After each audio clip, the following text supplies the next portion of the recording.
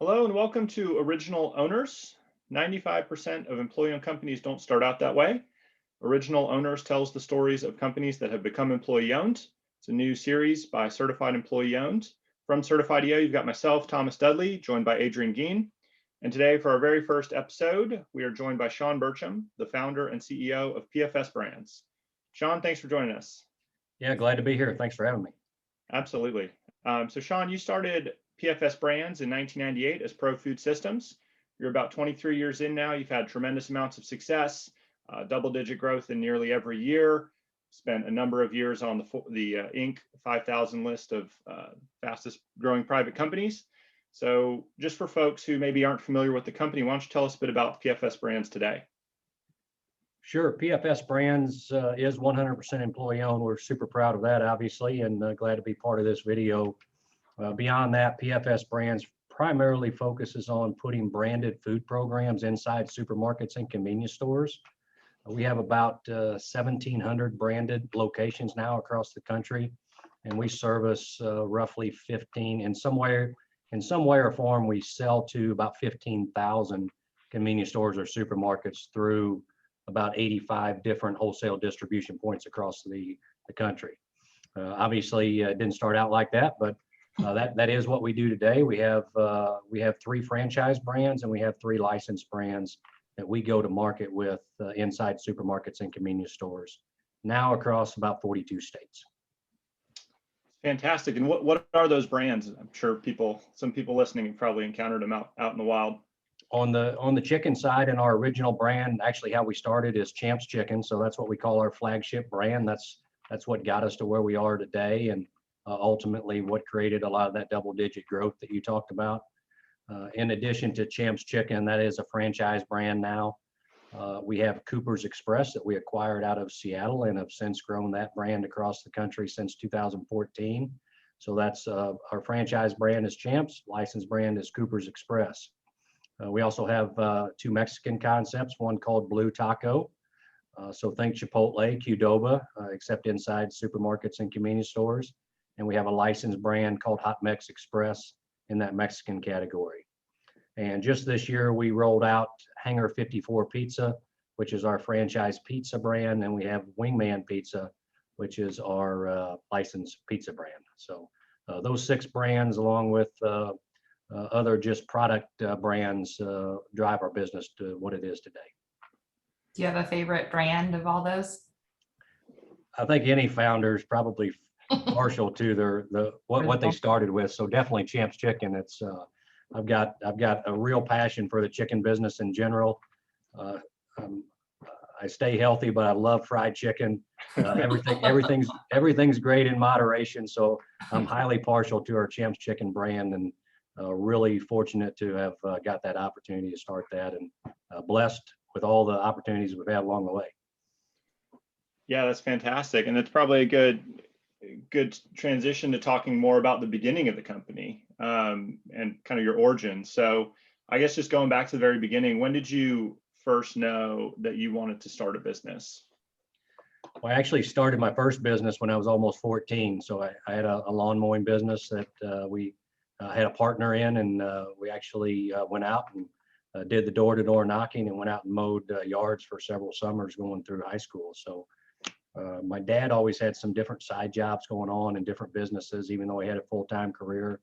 So I think even at a young age, just coming from an entrepreneurial and business-minded family, I just always kind of had that itch. With that being said, going through high school and even first couple years of college, I had no idea what I was going to do. I was actually just joking last week with somebody, all the aptitude tests that you take in high school that tells you what you should be, all of mine always came back that I should be a mechanic. So I don't know how I ended up in business, but actually I love business. I decided about my sophomore year in college to declare that business degree, and actually wrote a note. I'm a huge goal setter, and the day I graduated college, I wrote a note, stuck it in my dresser, and just said I want to own my own business by the time I'm 28. And, we barely hit that goal, but that's what we ended up doing. And I think a lot of founders, maybe even entrepreneurs, will tell you they're just not cut out to work for other people, and I was one of those. Yeah, absolutely. I guess thinking about the very first day at Pro Food Systems, what was that like? Where did you first meet? Who was there, and what was the focus, the original concept? Yeah, it's a great question because most people don't really know. Champ's Chicken is certainly what put us on the map, but we actually started as a coffee and cappuccino company. I had some push button cappuccino machines that we would put inside restaurants. And at that time, they had kind of a unique counter on them. They had 5 drinks, and they would count the type of drinks that you made. And I would go in and collect every other week. And I did that part time while I was working for an employer. I did that on the weekends and evenings after hours. And it never really made a lot of money.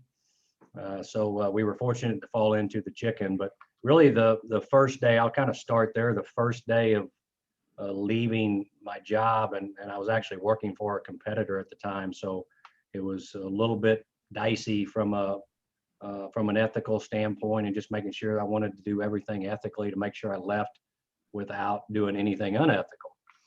So that was critical. But I do remember the first day after quitting, deciding what we were going to do. I had set up an office in my home and just kind of sitting in that office. And this was the early days of internet. Adrian, you might not appreciate that, but there was a time when we didn't have internet, and it was very early on. And I sat there. I'm just waiting for the phone to ring. I'm like, nobody even knows who we are. I mean, what do I do now? And so obviously didn't spend a lot of time in the office. Got out and started hustling and selling things. And I do remember just that feeling of loneliness that first day sitting in the office without anything really that you had to do other than go figure out how you're going to put food on the table. Wow. Yeah, absolutely. And in the beginning, was it how many founders were there of Pro Food Systems? I guess either from day one or really when you made that leap to go out on your own and focus on chicken. Yeah, it's always just been my wife and I. So Julie and I started the company. She's not been highly involved in the company. We made a decision after we got married that she was going to stay home and ultimately raise our 3 girls. We didn't know we were going to have 3 girls at the time, but that's how it shook out. And she has done that, which has allowed me to put the type of hours in that it takes to do what we've done. So, but it was just the 2 of us, and she was highly supportive of that. And fortunately, came from an entrepreneurial family, so good or bad, kind of understood what she was getting into.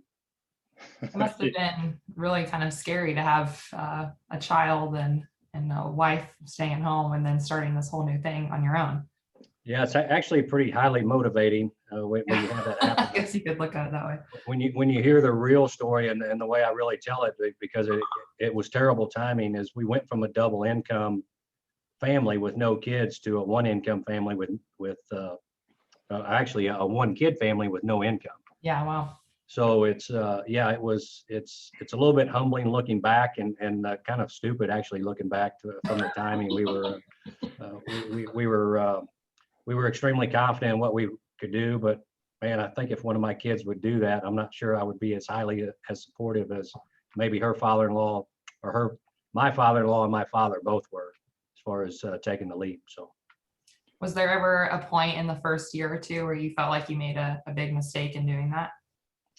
no, there really wasn't. And I'm actually not much of I actually have a little bit of a time looking back because I'm so visionary and looking forward so much.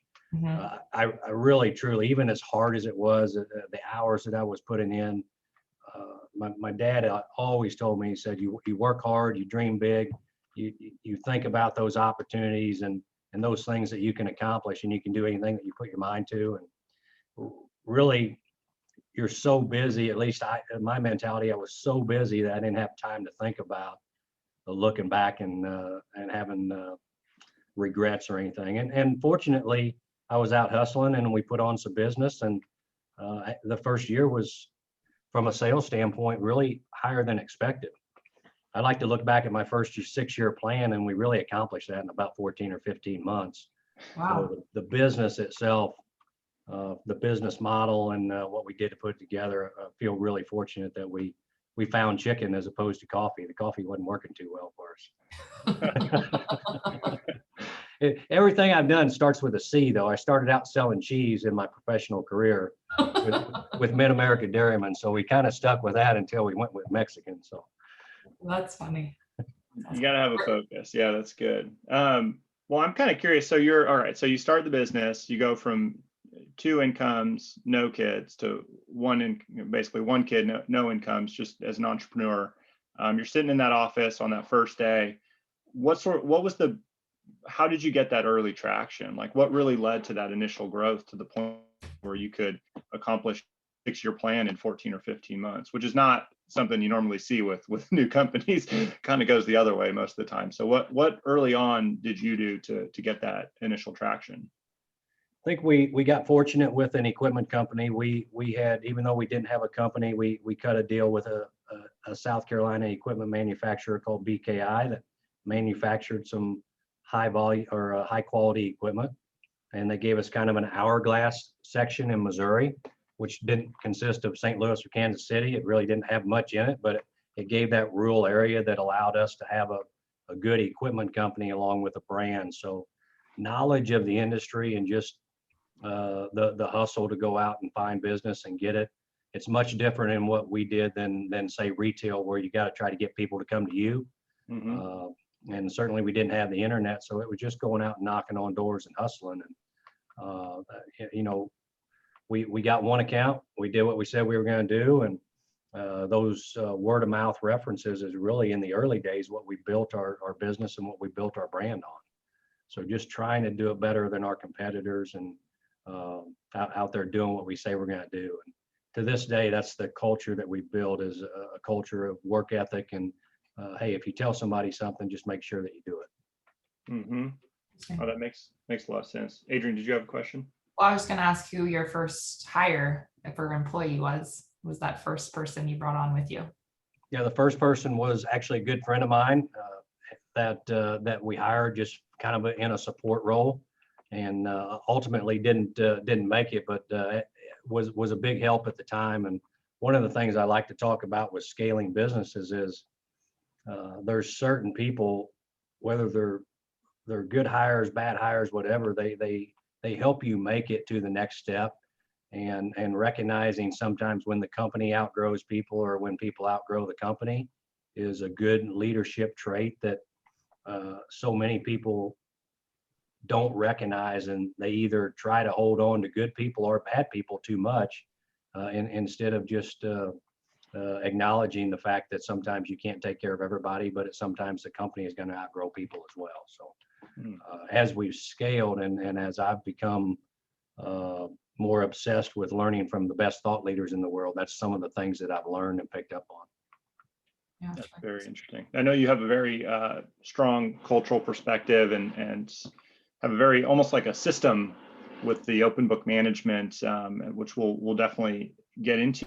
But I think before we get into that, I want to fast forward a little bit and talk about your employee ownership. So when did that idea of making PFSbrands into an employee-owned company, when did that really first show up on the radar? That's a great question. Our industry, like I said, deals with a lot of supermarkets. And as you know, there are a lot of supermarket employee-owned companies. Obviously, if you name one of the biggest ones, Publix out there. But I became acquainted with that by working with supermarkets. And that's the only reason I really knew what an ESOP was. As you guys know, you can go through a business degree in college and nobody ever talks about what an ESOP is as a business structure. Mm-hmm. Which is frustrating to those of us that are so passionate about ESOPs. But I really didn't know what it was until we started getting familiar with it in the supermarket. And my father-in-law has some supermarkets. I actually helped him explore the opportunity at one point, and it wasn't really a good fit for him at the time. But I learned a lot more about it, and this is in the 2012 timeframe.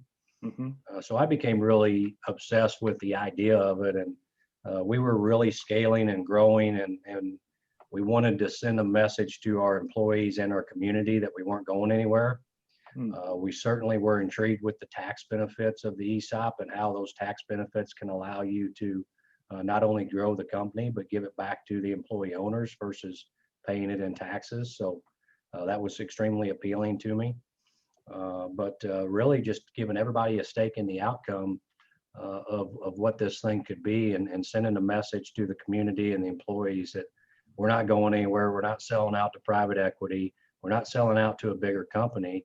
We're passionate about growing this thing and making it a company that may potentially and hopefully will be around 100+ years from now. Yeah, that's excellent. I mean, y'all are so passionate. I know you yourself are extremely passionate about this idea, and we've talked about it before at conferences and other, just is that the values in the community employership piece and the values in your company are so aligned.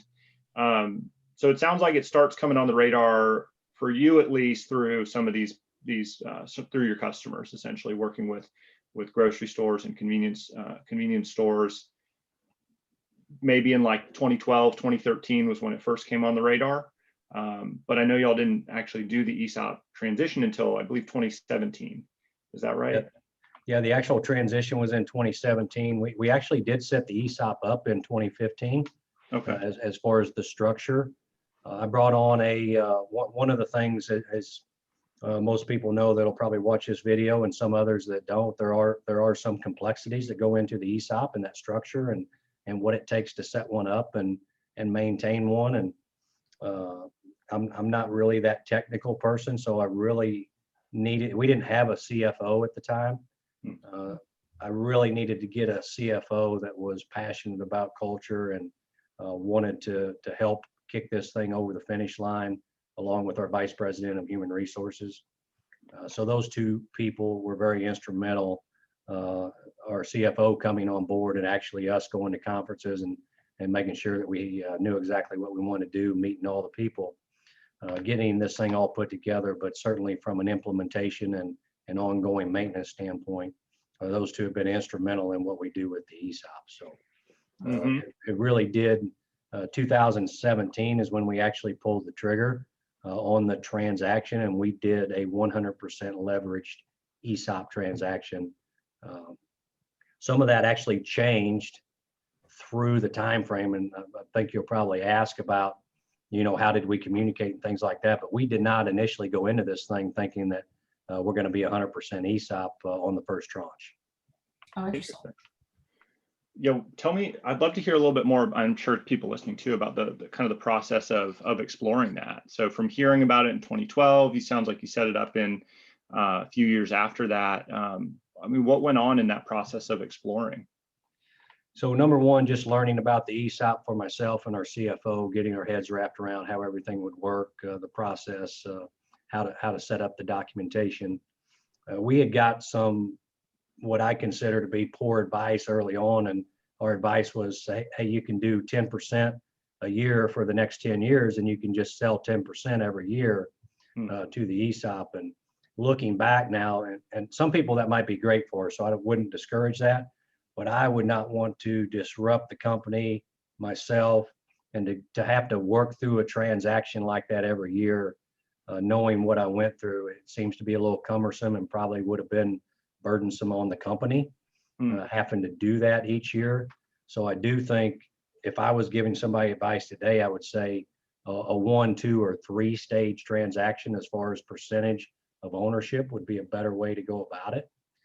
So as we dug into it, we went from a 10% thought process to a 30%. And then as we looked at it a little bit more and what we could do for our people, what the cash flow advantages was, different structures from a seller standpoint that we could negotiate and build into the deal, we ultimately just decided, hey, let's go for it. Let's get all in. And we went from that 0 to 100%. So there was a transition in there from 10 to 30 to ultimately 100%. Sure. I will give credit to the state of Missouri and was instrumental in helping to some degree get this pushed across, that they passed an ESOP law that helped on the capital gains portion for the seller if you created an ESOP that was more than 30% employee owned. So that also played into the decision making of at least getting to 30%. Interesting. And I guess kind of along those lines, was there anything throughout that 2-3 years exploring this transition? Was there anything, or at any point, anything that almost made the deal not happen, like a major roadblock that almost killed the deal? Yeah, the only major roadblock was in my head was the again, I'm very technical, very data driven, only when I need to be.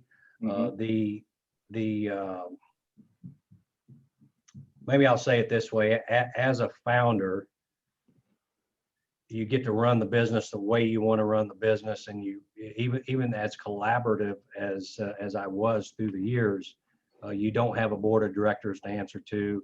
It's a very simple system. So that structure that has to come in place should come in place. And the way that we operate now, I would say,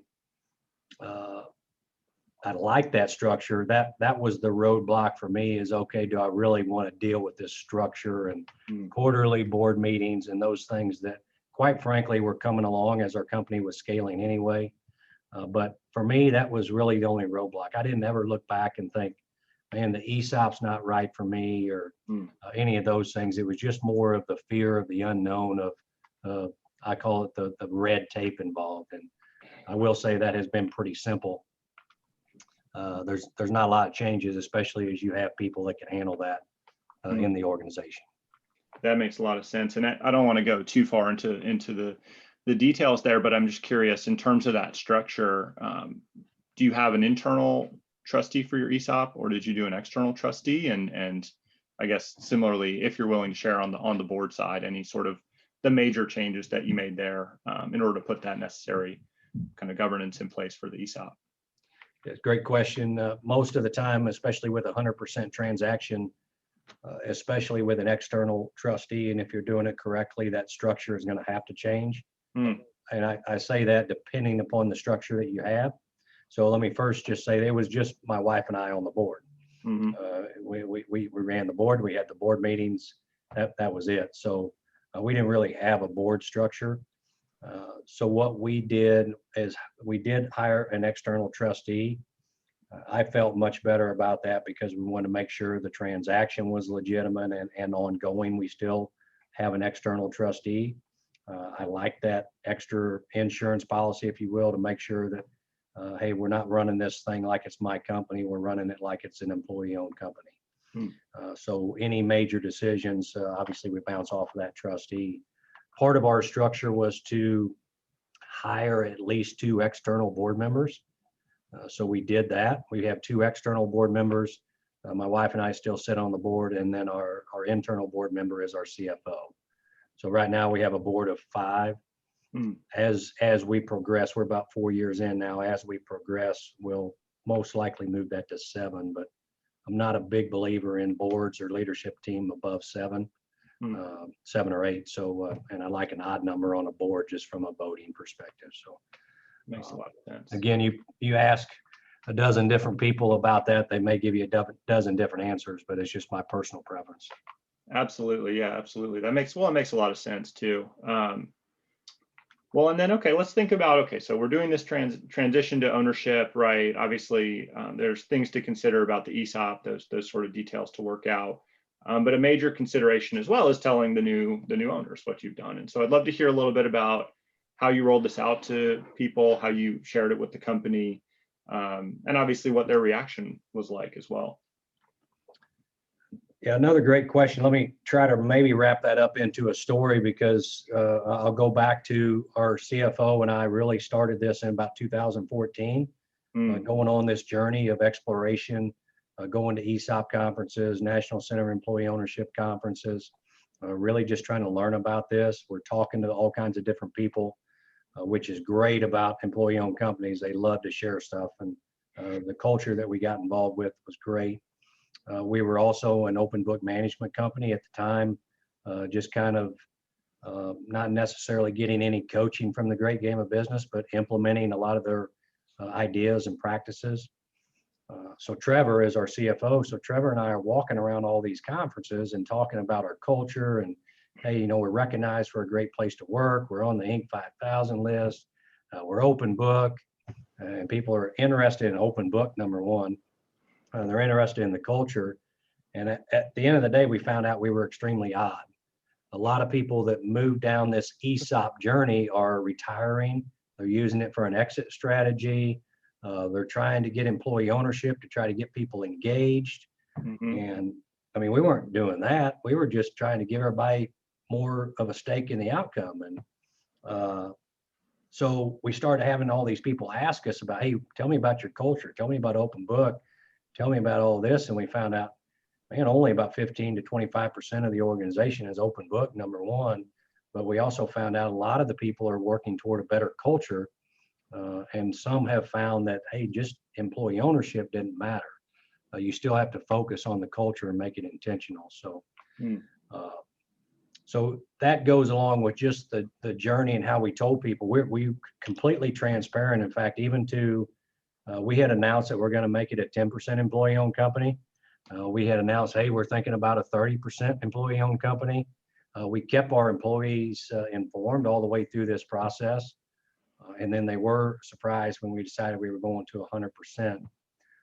But they knew when it was coming, they knew it was coming, and that they knew ultimately they were going to be able to positively affect another retirement fund, if you will, by being a part of an ESOP. So that most companies don't do that.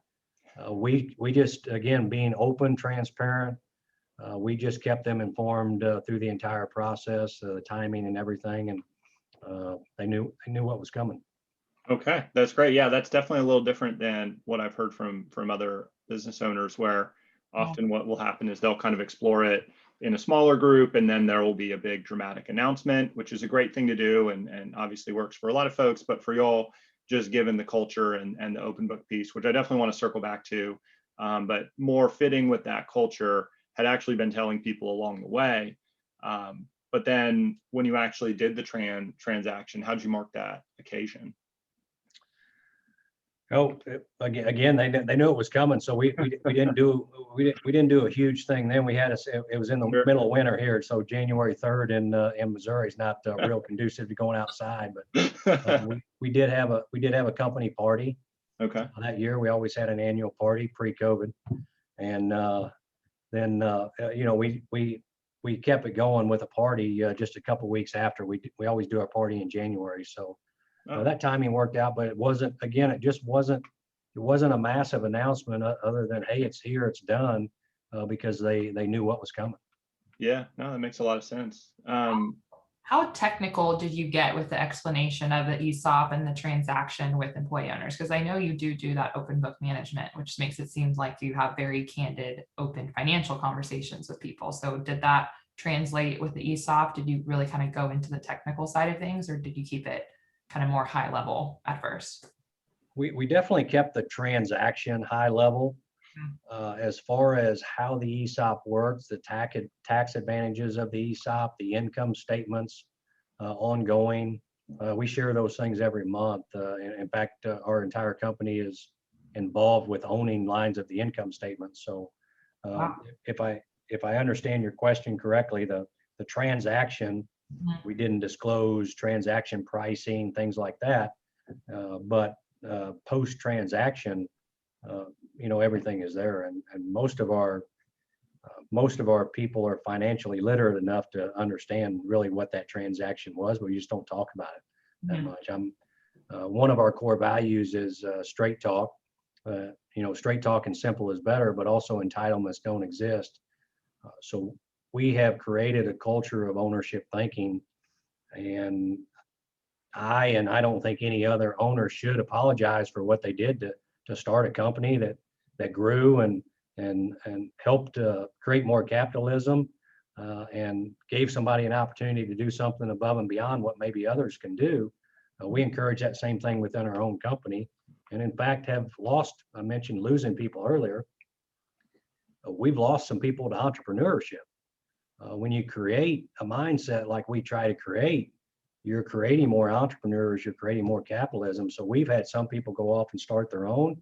We've created other companies that allow some of our employee owners to go do that same thing and run a company and have a bigger stake. So we're very transparent with the numbers. We're very transparent with opportunities, and quite frankly, very supportive in helping everybody be more successful, not just here at work, but in their own life. Fantastic. And that probably is a good opportunity to talk a little bit about your approach to open book management. as well. So I'd love to hear a little bit about kind of when that first became something that you started doing, how you heard about it, and kind of how that's grown over time. Yeah, again, I relate back to another story in 2011 because I call 2011 my aha moment from really a leadership perspective. Mm. So first of all, I'll say my biggest hero was my father. He spent his entire life helping abused and neglected kids. He spent his whole life in social work and director of Missouri Child Care Association, and extremely patient man. I did not pick up his patience, and I could not do what he did. But he was obsessed with helping other people, especially those that couldn't help themselves. Mm. So my aha moment was after reading a couple books. And I was not a big reader. I'd only read 2 books, and they were back in the 8th grade. So The Old Man and the Sea and Where the Red Fern Grows. Oh, Where the Red Fern Grows. I cried so hard at that one. Oh my gosh. No joke. I got through high school and college without reading the book from cover to cover. I hated English. I hated writing. I had speech problems and hearing problems as a kid. I couldn't speak in front of people. But bottom line is I didn't read a book until I was 40, and our part-time CFO that I had hired handed me a book called The Danger Zone, Stuck in the Growth Transition. And it was about founders and entrepreneurs that start companies. Excuse me. They start companies, and then all of a sudden they grow these companies and they find themselves kind of stuck with, man, this thing's a lot bigger than I thought it was going to be. What do I do now? And I was at a time where I was working 70, 80, 90 hours a week. I was here before the truck drivers got here. I was here when they got home from their 12-hour routes, and really just stuck in a bad place. Our sales had went from 12 million to 24 million in 2 years, and we didn't make any more money. So the next book I picked up was The Great Game of Business, and actually he handed it to me, the CFO. So I hired a high-paid CFO consultant to make me read, and he'll say to this day that's probably the best thing that he did for me, because I've become obsessed with that. But the open book management idea came from The Great Game of Business, and I didn't even know they had a coaching company after reading it. But the aha moment for me was 2 things. Number one, I figured out at age 40 my purpose, and I'd been doing it for 12 years in the company, but I love creating opportunities for people, and I love helping them get better in a different way than what my dad did. He was helping people that couldn't help themselves. I love helping people that can help themselves and want to get better. So for me, it's all about creating opportunities. But then what I didn't understand, aha moment number 2, was, man, I'm stuck in this business world. I grew up with it. We sit around the dinner table talking about it. I'm sitting with my parents and in-laws. That's all we talk about is business, and we understand it. What the normal population doesn't understand is how businesses work and how difficult they are to work. Mm. And if there's anything the Great Game of Business did for me, and even The Danger Zone, and now multiple books that I've read over the years, we live in a financially illiterate world. And I teach and I ask questions on this stuff, and that's reality. People don't understand how hard business is. The misperception that's out there is far worse than what's really going on in the business world. So what I did is completely turn my approach from getting customer focused, where I was for the first 12 years, to get employee focused. And today, probably one of the few CEOs that stand up in front of customers and say the customer's not first. The employees are first. In our case, the employee owners are first. If we don't take care of them as a company, they're not going to take care of you. So that shift of kind of the culture that was not broken, not bad, went from that to just kind of throwing rocket fuel on it by doing some education.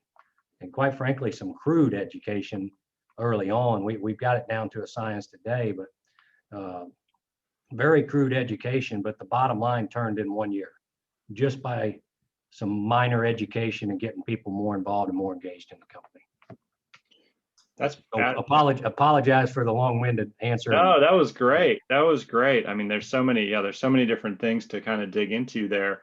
That is, I would love to see your customers' faces when you tell them they're not first, right? Obviously, you have a great way of turning that around and making it clear. And I think you're right, right? If you don't take care of your people, then they can't take care of the customer. And it also links well with the ownership. Obviously, the culture and the financial ownership through the ESOP come together quite well there. Well, I don't think we've lost a customer because of that, but I don't have any data to really support that. But to what I can think about, I do not believe we've lost a customer with that statement. It is a little risky sometimes. Yeah, it definitely catches the attention, I'm sure. I'm sure you get all the attention in the room when you say that. It's a little quiet. Yeah, that's right. Well, obviously, I mean, from kind of our, so I mean, just the incredible growth that you've had. I think another thing that just to emphasize is how not only do you have these various brands inside the stores, but you've also been branching out within a business. I know you're looking at you mentioned kind of a freight division almost, and obviously Grit business, the business coaching side of things with Grit, almost like turning your culture and the way you all do things in terms of that open book management piece into a differentiator for this, the way that you do things, making that the advantage and entering other lines of business, maybe adjacent to the original line of business, but then also turning that coaching into something that you go and maybe teach to other companies as well. So I'd love to hear a little bit more about, I guess there's two questions in there, almost the culture as the differentiator and how that's been working and where you see that going. And then we can also talk a little bit, love to hear a little bit about Grit as well. Yeah, definitely. We completely 100% are bought into the culture as a differentiator. And in fact, I would say every company. So there's really two things. The hardest thing in business in my mind is execution. Mm-hmm. You have all these plans, you do all these things, but at the end of the day, you have to execute. In any business, if you don't do that, that's the difference between the bad, the good, and the great. So number one, you have to execute. In order to execute, we believe firmly that you have to have a great culture. And that's the best way to do it, especially with the next generations that are in business and coming up into business. So culture, number one, creates engagement in our mind. You ask about different businesses, it goes back to creating other opportunities and just having I would say maybe even a warped sense of entrepreneurship in my case. I love creating new things, new opportunities, especially those that are profitable and create more opportunities. So we got vertically integrated with our PFS freight company. Mm-hmm. We just did that this past year on January 1. An employee owner took that upon himself to bring the business plan and break that company out into its own company. We already hauled our own freight, but we didn't have the capability to do brokerage. So in 1 year, that's proven profitable. 5 years ago, we broke out our blending company and got vertically integrated with our blends. The vision in other companies, they can be related or they can be not related. As long as we feel it's a good business model and we can take somebody and give them an opportunity to run that entity, that's what we want to do underneath our ESOP. And that will include acquisitions as well as new starts. The Grit business coaching was something that our entire board of directors invested in. The ESOP has majority ownership of that. And that really, guys, came from all of those questions that we were getting at all these different conferences that we were going to. And even having some people come in and say, man, you guys, without sounding arrogant, you guys are just doing it better than anybody that we've seen. You guys should coach. You know, got people telling us, we put out surveys to our employees, hey, if we could start a company, what would it be? And 50% of responses, hey, we ought to have our own coaching company. Wow. So hey, that's what we did. And so it's humbling. We coach companies that are much larger than us, smaller, larger. We've coached companies as high as $10 billion in annual sales. Wow. And that's pretty humbling to have people come to us and say, hey, we want to create more engagement. We want to have open book leadership. Some do, some don't. In Grit business coaching, we prefer that. That's the easiest way for me to do it. But we can put some other things in place with key performance indicators and things like that to coach companies that don't necessarily want to be open book. You mentioned earlier that you didn't like public speaking. So what shifted in you now that I'm assuming you do a lot of public speaking. Is it just experience that you got over it, or is it something you really had to work at?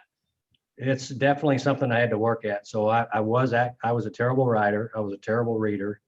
I still don't think I read very fast compared to probably what a lot of people do. And that was created, I had a hearing problem until I was 8 years old. So my parents didn't recognize it, that I grew up that first 8 years without hearing 50% of everything. Wow. Okay. So that created all kinds of speech problems. I spent years in speech therapy and went to a small Catholic school through 8th grade, and you had to get up in front of church and read and all these things I was just petrified of. Oh, That my dad was great at, and he always pushed me to do those things I didn't want to. So ultimately, the public speaking has come a little more natural just because of the business and having to be in front of people more often. And it's certainly been a goal. So anything with me has to revolve around a goal if it gets accomplished. And for me, writing a book and public speaking became a goal of kind of overcoming that major childhood, those childhood weaknesses that, hey, if you got somebody telling you that you can do anything, you almost got to be a role model to have something to do that. Now, I've since met people that got far better stories than me in overcoming challenges, and so much respect for those that don't overcome any challenges. But man, I've met some people that it's hard to believe that they're even functioning, much less in a CEO role. mhm.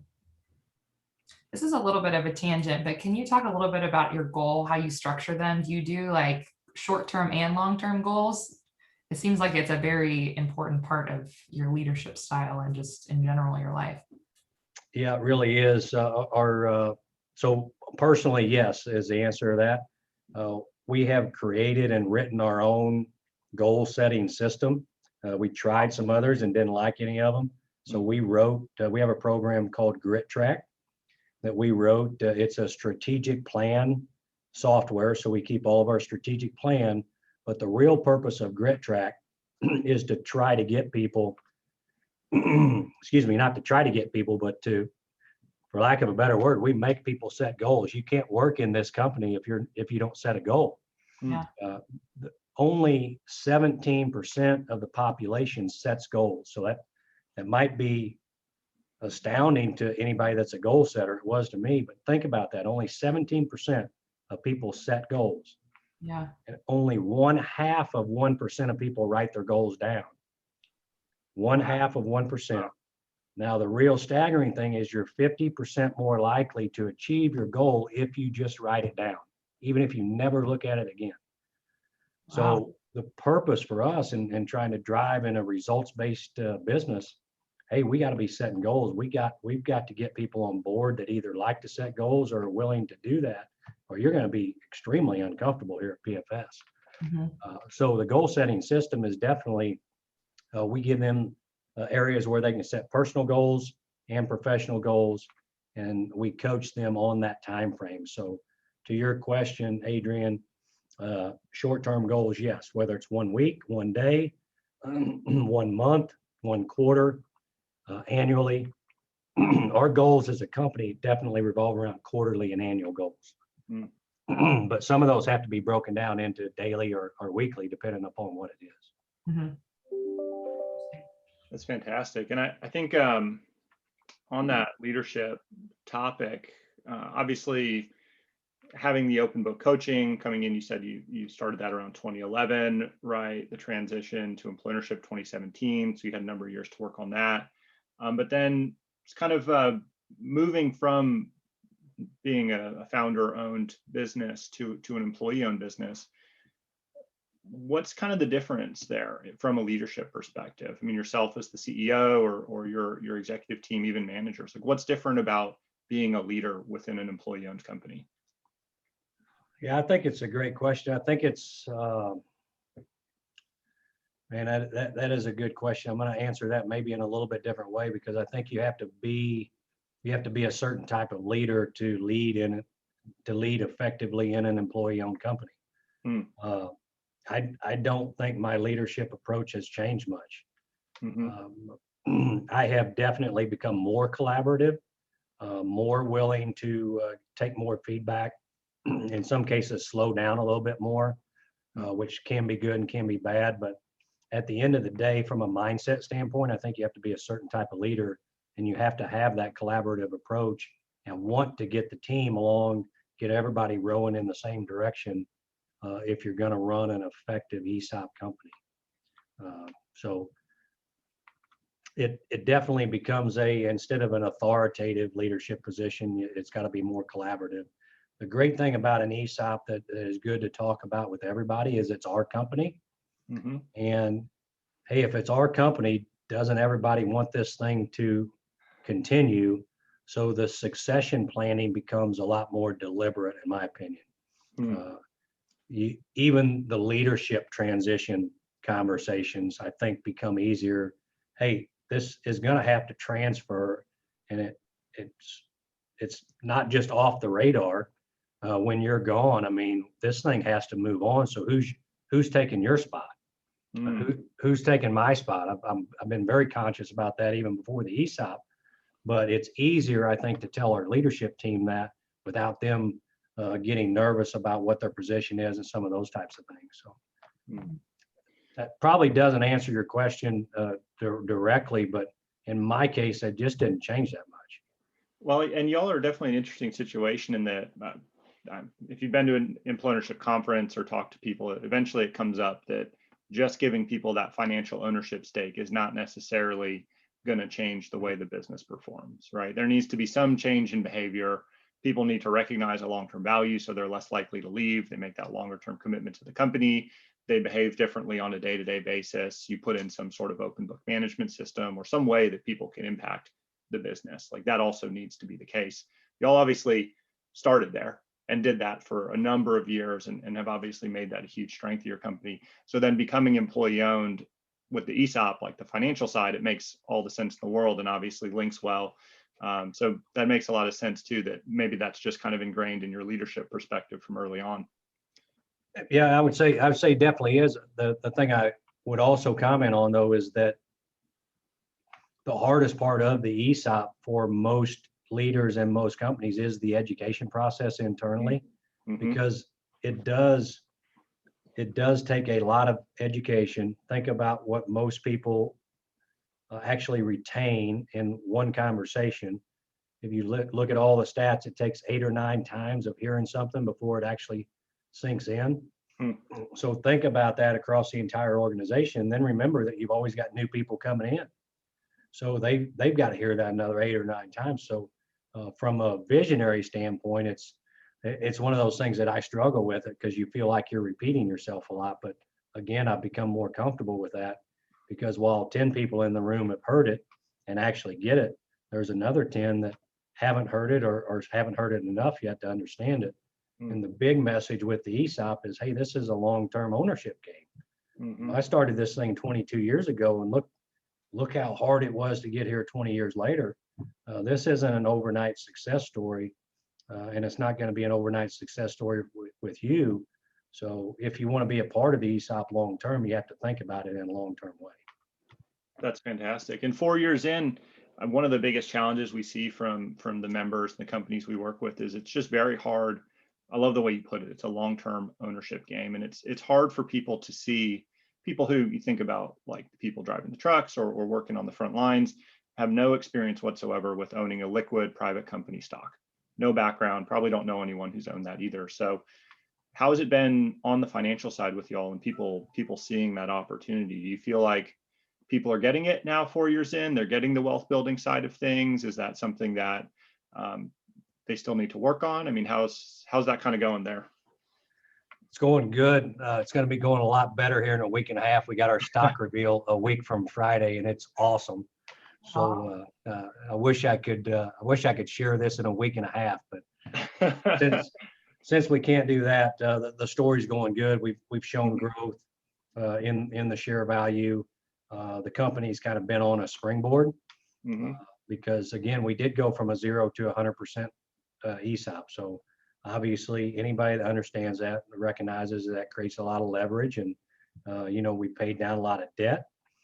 We've reduced our line of credit. Our sales have grown. We've shown profitability. The EBITDA values are growing and did quite a bit in 2020. Fortunately, even in a COVID year, we were able to react because of our engagement and cut a lot of expenses and actually throw some money to the bottom line, which wasn't necessarily expected in April and May as we were going through COVID. So overall, I would say, I would put it like this. I think it's a 3 to 4 year educational process to get people to really understand it. And there's two things in play. One, of course, if the stock value is favorable, that helps, which in a 100% leveraged transaction, unless the company's not growing, you're paying down debt, so your stock value should go up. But it's that and then also just the belief, hey, this is real. I love when those stock statements come out that if you could change one thing in an ESOP, it'd be how can you get people some more stock value feedback more frequently than every year. But we do that through EBITDA and some different ways of trying to estimate what that stock value might be. But it's in a new ESOP, I think it's a 3 to 4 year process. We had people tell us that, and I 100% agree, having gone through it. Even as engaged as our company is, I don't know that we did it any better than anybody else. When I say better, I don't think people got it any quicker, maybe just because they got to get those statements and see that stock value grow to some degree to really fully grasp the concept. And you got different levels of the organization, I believe, that grasp it quicker than others. Makes sense. So it sounds like for you, the key to helping people see the financial wealth building side of things is, it sounds like it's repetition, it's focused on the stock statements, and then almost thinking about linking that with your open book management, seeing if there are ways more than just once a year with that statement, seeing if there are ways you can get people focused on that stock value. Obviously thinking about, okay, well, if EBITDA increases, if we can do this, then the share price goes up. What's that worth to you? Is that kind of the approach? Yeah, that's good. We have one of the things that we're working on is an ESOP calculator, and there's a couple out there with some ESOP companies that we've seen that have done a fantastic job with that. But even though we coach other companies, I will say the nice thing about having what we call a living lab. I mean, Grit Business Coaching coaches others, but the real fortunate thing is they've got PFSbrands and these other companies that are constantly learning. And we're growing and we're doing things different all the time. I mean, we're just not going to stop learning from others. And we have seen some great videos on ESOP from a couple other companies and a really cool ESOP calculator that we're either trying to buy or figure out how we're going to replicate that, because it was really neat. That's cool. Fantastic. Well, Adrian, any other questions on your end? I have one I was thinking we could end on. Yeah, you can wrap it up, Thomas. Go ahead. Great. Well, Shawn, as I mentioned, the goal for this really is to just tell the stories of employee-owned companies. So I guess for a business owner thinking about this transition, what would you say to them? Either advice or just kind of, what words of wisdom would you pass on to a business owner thinking about this transition? Well, first and foremost, go to some conferences and get educated on it. Pick up the phone and without putting a plug in, but call somebody that knows about it, whether it be us or just somebody that understands ESOP. We have connected multiple people that are thinking about it. It's such a unique business setup and sometimes sounds almost too good to be true. So as business owners and founders, we're all skeptical and always thinking, hey, what's the catch? There's really no catch. It's a great way to run a business, especially if you're looking to spread the wealth and give everybody an opportunity. So go get educated on it. Go to some conferences, call those that are really familiar with ESOPs, and do your homework. Fantastic. Well, and there's nothing wrong with plugs. Shawn, what's the name of your book, and how do people learn more about you as well? Because I know you do all sorts of speaking and everything like that. How can people learn more about you and Grit Business Coaching? And then obviously, how can people find your book? Yeah, Keeping Score with Grit, Straight Talk Strategies for Success. I can go to Amazon. That's available now on electronic version, book and Audible. So that's on Amazon. So Keeping Score with Grit, www.Shawn, SHAWN, Burcham, BURCHAM.com. So ShawnBurcham.com. Can learn a little bit more about me and speaking engagements. And then we've got Grit Business Coaching.